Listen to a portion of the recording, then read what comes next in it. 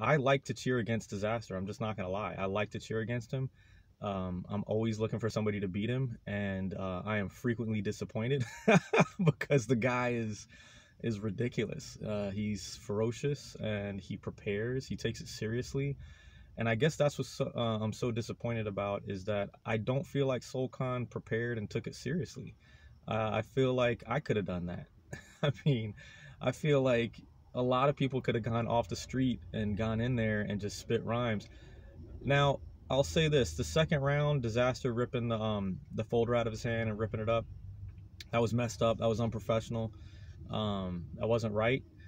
But Solcon was lost in the first round, though. I mean, that second round, and matter of fact, Dizaster was actually being extremely respectful throughout the, aside from that folder grabbing thing. I felt like Dizaster was actually extremely respectful by letting the man spit, letting Solcon talk, because there were stretches where Solcon wasn't even rhyming. It seemed like he was freestyling, and sometimes the rhymes weren't hitting.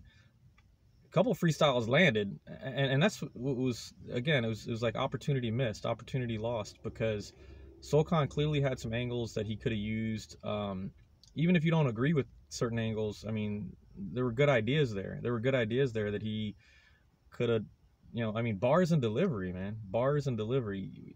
His delivery wasn't what it should have been, and his preparation didn't seem like it was what it should have been.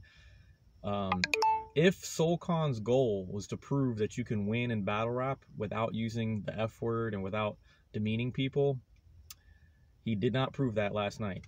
He did not prove that. And I got to go to work. You know, I'm about to walk in, but I had to take a couple minutes to say that was a clean body by any stretch. Nobody can dispute that Dizaster won every single round.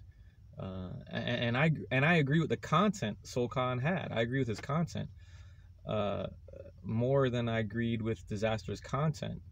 But man, what can I say? Solcon might not ever get booked again after that. I don't even know if another promoter will want to mess with him, because they're going to be worried that he's going to come and be unprepared, or whatever you call that. I'm sure it was very therapeutic, but there are other ways to pull that off. If you are one of the great essay writers of all time and you enter an essay writing contest and you refuse to follow the norms of the essay writing community, you decide to write your essays in haiku, I mean, you're gonna lose. Like and you're gonna embarrass the people who are pulling for you. I mean, I don't know what the number one goal was there. I mean, you got your ideas out, but the manner that you got them out there, I don't think you helped yourself or your cause. I mean, Frack said, "I hope this doesn't cost Bernie the election." I mean, that's kind of how I felt. I was like, man, I mean, you kind of, those of us who are labeled social justice warriors and leftists and all these other weird things that we're being called these days during this administration, you did not help us. You did not. We were looking for a lion to go in there and fight against Dizaster and what he represented, even though if it was unfair that he represented those things, because Dizaster actually said during the battle he actually likes Bernie. So unfortunately, Dizaster might have even pulled that chair out from under us if he you know, if he went too hard on Bernie. Maybe that was Dizaster's plan. Like, hey man, I actually like the guy. You know, I don't like Trump anyway. You know, or something like that. Who knows what he was going to say? But he didn't have to go there. He was able to just be the normal Dizaster, which is ferocious delivery, aggression, animation, controlling the room, and he had that without his legendary status. He has all of those skills, and then you add on to the fact that he has this aura about him in Oakland.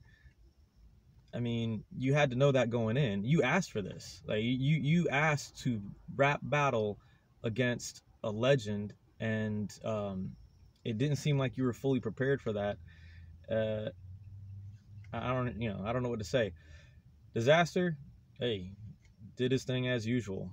I would like to take this time to point out all the times I felt Dizaster lost, just to make myself feel better. But But what can I say? I mean, I would guess if Dizaster does a blog or interview or something like that about it, I would guess that he probably was not 100% pleased with the outcome. I imagine Dizaster, because he loves battle rap and he loves the culture, I imagine in his heart of hearts he was really hoping for some epic like Iron Solomon type battle, which is what I was expecting. Actually, I was expecting like Iron Solomon Part 2, just like two beasts going back and forth, style conflict, content conflict. And I'll bet you that Dizaster wanted that, because that's how he approached it. When he was rapping, you could tell that's what Dizaster was prepared for. He was prepared for 3 rounds of war, and Solcon wasn't.